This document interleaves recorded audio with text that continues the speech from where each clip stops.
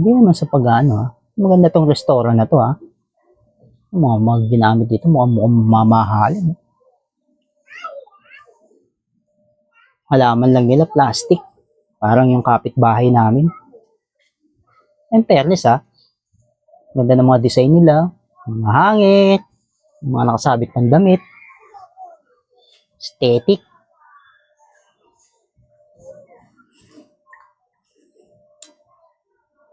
Ganda talaga na ito. Kamitap ko.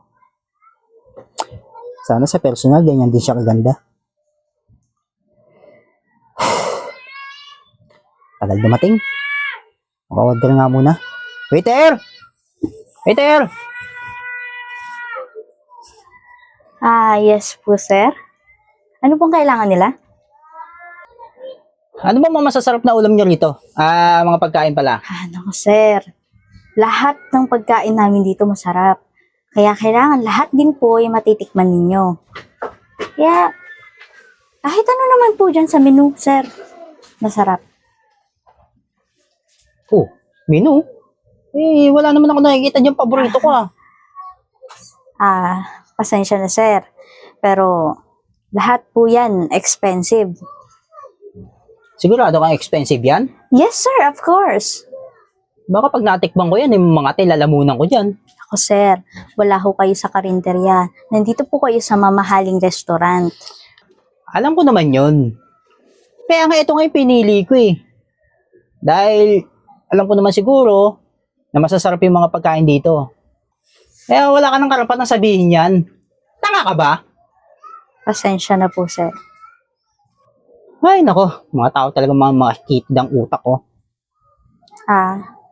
Ano po ba ang gusto nyong orderin? Pwede ko na ho bang makuha? Pagluto mo ko ng paborito ko. Sir. Marunong ho ako magluto alam ko. Pero hindi po ako manghuhula para hulaan ho yung gusto nyo. Sa bagay, chef ka nga naman, di ka nga naman manghula, di ba? Pagluto mo ko ng tuyo. Sir, ano hong tuyo? Alam mo yung tuyo? Yung sinasawsaw sa suka. Teka lang, sir. Alam ko po yun. Pero, mamahaling restaurant ho kasi to. Wait lang. 5-star restaurant po ito. At hindi ho kami nagsiserve ng tuyo sa restaurant na to. Kaya kung gusto nyo pong kumain ng tuyo, may karinderya po dun sa may kanto, doon na lang ho kayo kumain. Ikaw, tigilan mo nga yung bunganga mong katuturo. Dito nga gusto kong kumain Kung gano'n naman ho pala ang gusto nyo, sir, bumili na lang po kayo sa labas, tapos dito nyo na lang ho kainin. And then, order na lang din po kayo sa amin ng pwede nyo pong kainin. Ayoko ng mga binibigyan nyo sa akin mga pagkain yan. Parang hindi masasarap. Ang gusto ko tuyo. Alam mo, kahit mapera akong tao, yun ang paborito ko Yun ang gusto kong pagkain. Sir, wag naman ho kayo makulit. Hindi nga ho kami nagsaserve dito ng tuyo. Meron naman ho kaming ibang dish dyan na mga isda, na seafood, like that. Baka want nyo po. Sige. Huwag ka na makulit muna. Total wala pa naman yung hinihintay kong kamitap. Tubig na muna ang bigay mo sa akin. Cold or hot water po? Ay, nako. Sige, pagsamahin mo na. Cold tsaka hot. Bilis, last na. Sige po, sir. Antayin nyo na lang po. Hindi, nice.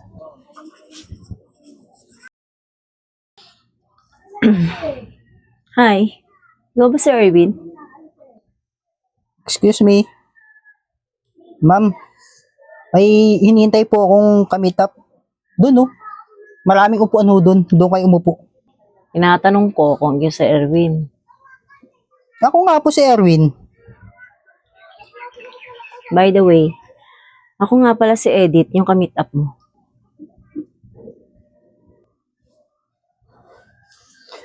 Ma'am naman, huwag niyo naman po ako paglulukuhin. Parang yung anak niyo to Bakit yung nanay yung pumunta? Ano ba naman yan? Sira pala ulo nito Tignan niyo naman sa itsura Anak niyo to, hindi kayo to. Asan yung anak nyo? Eh, ako nga yan eh. Ha? Grabe naman yung panahon ngayon. Ikaw ba talaga to? Oo. Ang lakas mo makapilter, ha? Eh, alam mo naman ang technology ngayon. Ano ba yan? Kala ako eh. Siswertehin na ako. Bakit? Mukha ba akong malas? Hindi naman sa ganun. Para namang... Totoo ba talaga? Kayo to? Oo nga, ang kulit mo ah. Malamang to yung anak to eh. Yung nanay lang yung nagpapanggap eh. Lakas pa yung toyo nito. Sige, kung ikaw to. Ano orderin mo? Wala pilitan, paano? Bilisan mo na at aalis na ako. Ang bagal na mo umorder na ito. Ano ba yung order mo? Tayo nga eh. Ang tagal dumating. Ay nako. Waiter!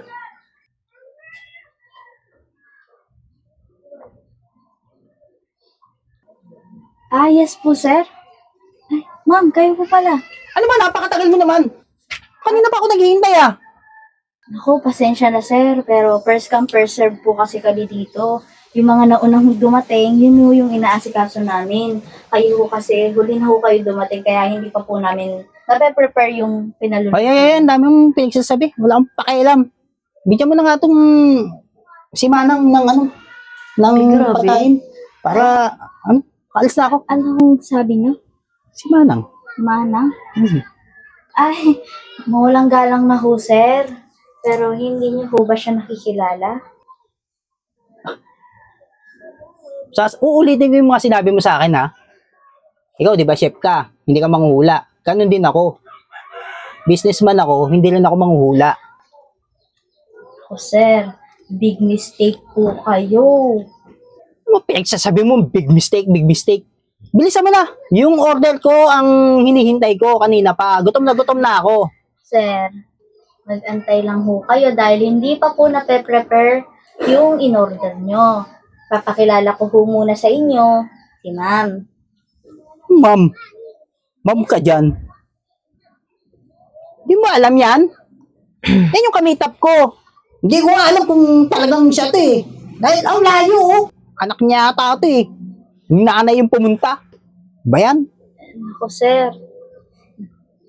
sir. Ang binabastos niyo hong tao eh. Siya lang naman po ang kaisa-isang nagmamay-ari ng restaurant. Hoy! Ako gutom lang pero hindi ako tanga Ang pinagsasabi mo may-ari ng restaurant? Sir, mas lalong hindi ho ako tanga. Dahil matagal na ho ako nagtatrabaho dito, kaya mas alam ko po kaysa sa inyo. Kung ayaw niyo po maniwala, makikita niyo naman po sa social media kung sino talagang pagkatao niya. Masa-search niyo din po sa Google kung gusto niyo. Ayan, tanong naman. Kung malaman ko talagang totoong siya yung may-ari dito, ng restaurant na to, anong gagawin ko? Ma'am, ano nga po bang gagawin niyo? Pwede na natin siyang palayasin. Bastos eh. Ako patuloy naging bastos ngayon Hoy, ikaw O bakit? itong picture na to, tinatanong ko sa'yo kung ikaw ba talaga to? Ako nga, bakit? Layo nga Di ba nakita yung nunal? Mali ko ba kung naglagay ka ng dental pen sa mukha? Anak mo to Pinagloloko mo ako masyado Tulin ko lang ho ang usapan niyo, pero ang anak niya ho kasi lalaki, hindi po babae. Wala ho siyang anak na babae. Bakla to. Ay, sir, di po kayo nagkakamali. Siya po talaga yan. Grabe naman filter ngayon Maganda naman ho si ma'am sa personal. Baka malabo lang ho yung salamin ninyo. Magpasalamin po kayo ulit. Hoy, Ining. Malinaw yung salamin ko at malinaw din yung mata ko Nakikita ko pa nga yung pimples mo sa mukha kahit nakatago. Naku, sir, wala ho akong pimples sa mukha. Sir, kung ganyan lang din naman po ang attitude nyo dito sa restaurant namin, at lalo na po sa harapan ng may-ari, makakaalis na ho kayo. Sa karinderya na lang po kayo kumain. or sa ibang restaurant po. Pero madam, kung may masasabi pa po kayo sa kanya, free to go. Lagi. Ano sabi mo? Karinderya? Ako? Kakain sa karinderya? Opo, Baka hindi mo rin ako kilala kung sino ako. sino po? Pagsalita ka, no? Akala mo napakataas mong tao. Empleyado ka lang naman. Ma'am, hindi naman nagyayabang, no? Manager din naman ako ng isang kumpanya. Manager. Kaya yung sinasabi ng waiters na to na papakainin ako sa turo-turo lang. Grabe kasi- ka naman. Yung pag-uugali mo, pang turo-turo lang. Hindi ka marunong respeto ng tao. Buti nga hanggang maaga nakilala na kita eh. Ay. Sir, base po sa nakikita ko, kayo ho ang hindi nagsasabi ng totoo. Hoy. Nakikita mo ba yung nakaparada sa labas? Na GMW? Hoy ka din. Ha? Alam ko na lahat ng background mo. Pina-check ko lahat. Isa ka lang driver. Kaya huwag kang aarte. Akala mo ikaw yung may-ari. Ha? Bistado ka na. Kitang-kita naman din ho sa sasakyan sa labas na yung ID ko ng may-ari. Kaya huwag mo sabihin na manager. Mukha mo. Manager, driver ka lang. Tapos Tsaka, ako pang mamalitin mo. paano nyo nalaman na isang hamok na driver lang ako? May pruweba kayo? Sir, halata naman din ho sa itsura. Tsaka narinig din ho namin sa katawagan nyo kanina. Boss nyo po ata. Pinalinis lang po sa inyo yung sasakyan. Ang dami talagang scammer. Tsaka sir, wala naman hong problema kung gusto nyo kumain sa magarbong restaurant na to eh. Pero sana naman, wag ho yung ganyang ugali. Sa totoo lang, pwede ho kayong makalibre dito sa restaurant na to kasi mabait po yung may-ari na to. Lalo na kung walang-wala ho kayo. Kaya nga eh. Masyado nakakaya yung ginawa ko. Talagang nakakahiya. Ma'am, sorry po sa mga nagawa ko Tsaka, itong damit na to, sa boss ko talaga to. Sinuot ko lang. Kita ko nga ho sa Navy. So ngayon, pwede ka na makaalis. At sana naman, huwag mo nang gawin sa iba yung ginawa mo sa akin, ha? Yung maka-open ka ng isang tao. Hindi maganda yun. Sige po, ma'am. Sorry po talaga sa mga istorbong nagawa ko tsaka sa mga nakahiyang mga nasabi ko po sa inyo. Sige po, alis na po ako. Sige na. Yung in-order niya, padala mo na lang sa kanya. Okay, padala ko na lang ho sa sasakyan. Salamat. Kapal na mukha. Pinanggap pa rin. Tibay, di ba? Ang ingay ng likod ng restaurant natin, madam. Hindi pa po ba natin paaalisin yung mga yan? Gusto ko na nga ipa-demolish yan. Kasama na yung tao. Pagsabihan ko po muna.